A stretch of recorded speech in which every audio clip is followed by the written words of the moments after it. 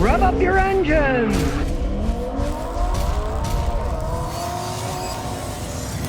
Today I'm going to show you how not to waste money fixing your car over and over again, replacing the same parts. Now this advice covers many aspects of car repair, but here's a perfect example. You're driving down the road and when you hit your brakes at high speed, your steering wheel starts wobbling. Well, when you're driving down the road at high speeds, the rotors are spinning really fast with the wheels. When you hit the brakes hard, even slightly warpage of a few thousandths of an inch will cause them to warp back and forth, and that will make the steering wheel wobble. Now I'm going to show you in this video how you can replace the brake pads and the rotors. You replace them in sets, because if the rotors are warped, the brake pads are warped too. So you got to replace them all.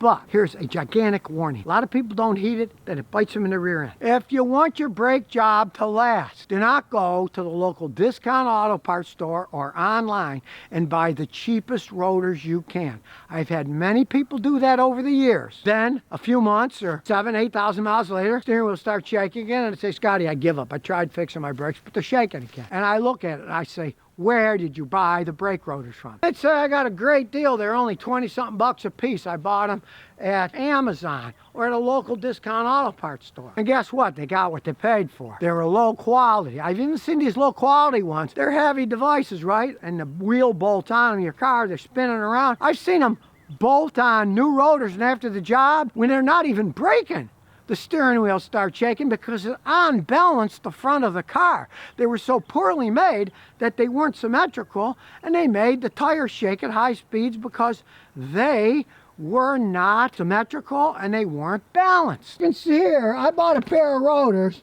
and what does it say?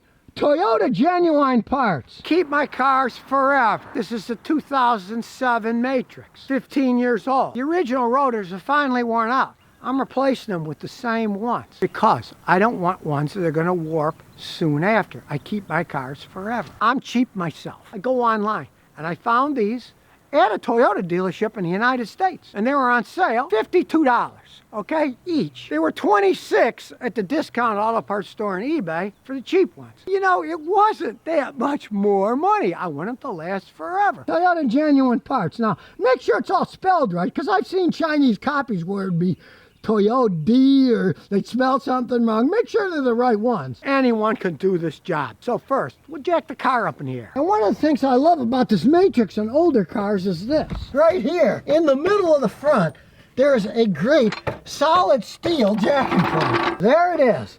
You can raise the whole front of the car from that one point. And of course, make sure the emergency brake is nice and tight so it doesn't roll. Stick a jack stand under. You don't want it falling down while you're working. And take off the wheel. This has got a little hub cover, so we got to take that off. There's a little slot you stick the screwdriver in, that pops off. This has special lugs, so get the special adapter that goes on them. And I'm lazy, so I'm using an electric impact wrench. These are actually quite handy. Now, you only want to use the electric impact wrench to take them off, not to put them on. You can take them off by hand, it just takes more time, but when you put them back on, you want to use a torque wrench. You want to set it at 76 foot-pounds of torque. As you can see for later, I got it set at 76 foot-pounds of torque. If you put it together wrong and you make it too tight, you can warp the rotors already just by bolting it on, and if you put it too loose, the wheels might fall off. So, you need a torque wrench to do it correctly. We'll take it off. This is the rotor which comes up, but you got to take the brake caliper off too. But since you're changing the warped rotors, you got to change the brake pads too. So first we'll take the caliper off. In this case, the bottom swings up. It's got a 14mm bolt on it. You just put it on and remove it. Now, you're going to find these things are tight as can be. So, if you're weak like me, do this. You get it on and you get a big hammer. And what you do is get enough swing here that you can hit the hammer. Then when it gets loose, your puny little arms can take the rest of it off. And here comes the bolt. Then you can swing the whole thing up. Sometimes they stick, so you got to pry them a little. Now in this case, it's so old it's sticking. We're going to take the top bolt off too. On a really new car, you wouldn't have to mess with the top bolt, but this is kind of sticking from being so old. So we'll take the top bolt off too. Even that, I can't do it with my bare hands. Now we should be able to wiggle it up. Okay, now we can get it off. The brake pad's out of the way. As you can see, there's plenty of thickness left, but it's warped, so we got to throw them away when we change the rotor. Now to get the caliper off, you see it comes out, but it sticks on the mount. So we have to go to the back side And down here, you'll see there's a bolt down the bottom and a bolt on the top. We got to get them up. They're 17 millimeters. They're off and on super tight, so I'm getting a giant extension bar. And I'll put it down here, right there. Well, it doesn't give us much working room. That's a problem. They don't give you too much working room. So we'll try it from the top. Now, pulling is usually useless. So we get our hammer again, start hammering. These things are on tight. You can see it's starting to move. Let's see if my weak arms can pull them. Now it's coming off. And of course, then you do the top the same way. When you finally get both of them off, we're unscrewing the top one. They make them long. They don't want them falling off. It's for your own safety they make them long. The whole assembly comes off, and you can remove the rotor.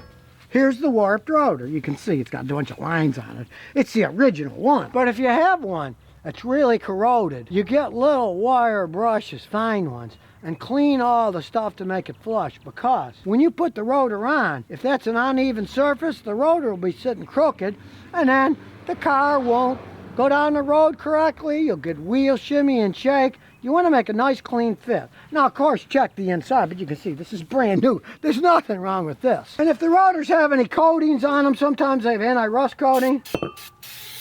You spray the front and back to get the coating off and just wipe it off. You can see this is a quality rotor. You can see that there are little cross etchings on it. When they're cross etched like that, they last the longest and work good. And you always want to have the OEM quality. Thick, heavy, and these are the cooling fins.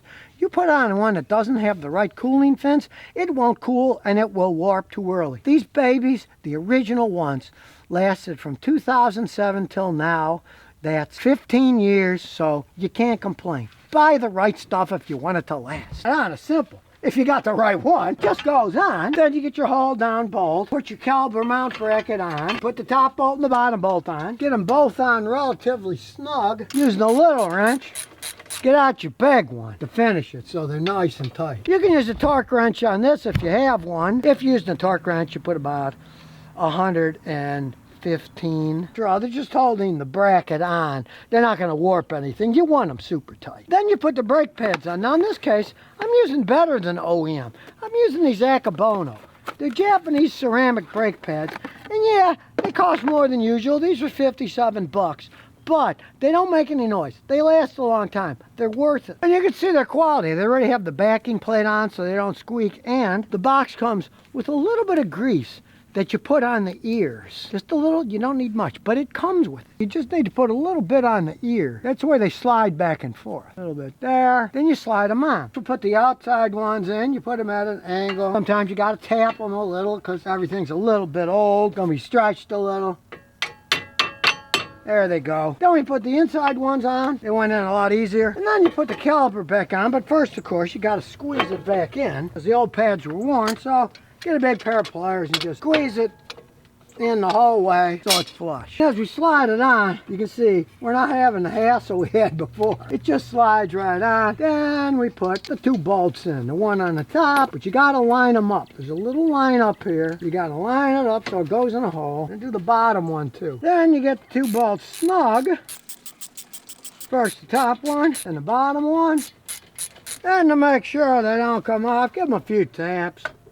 You want them nice and snug. And the bottom one, which we'll do on the bottom because it's easier to get the hammer in. And if you want to be a fanatic, you can use the torque wrench, and it's 34 foot-pounds of torque. You put the wheel back, line up the hole. In this case, it's always fun because this wheel can fit many different cars. So you have to find it until you get the right ones in the right holes. It's not as easy as most other cars. And remember what I said. Don't use an impact wrench putting them on. You want to put them on by hand first. And of course, this is a special socket, so you got to get the stupid socket. Have them on snug by hand. Get your torque wrench. And like I said earlier, it's 76 foot-pounds of torque. And then tighten them up first till they're snug. Now, if you're lazy like me, you don't want to jack the car down, torque them on. Have a friend come, step on the brake and hold it down. And then you can correctly torque it without the wheel moving. You do it till it clicks. Hear that click? That one's done. That one's done. Next one. That one's done. Next one. That one's done. Let's check the one we just did. See? Okay, that's it. Your little hub on there, it won't look right. Make sure they're snapped on the tight. You remember on my trip from Rhode Island, Tennessee, one of them fell off. I had a heck of a time finding another one. Then, of course, do the other side too. You gotta do them both in pairs. So if you never want to miss another one of my new car repair videos, remember to ring that bell.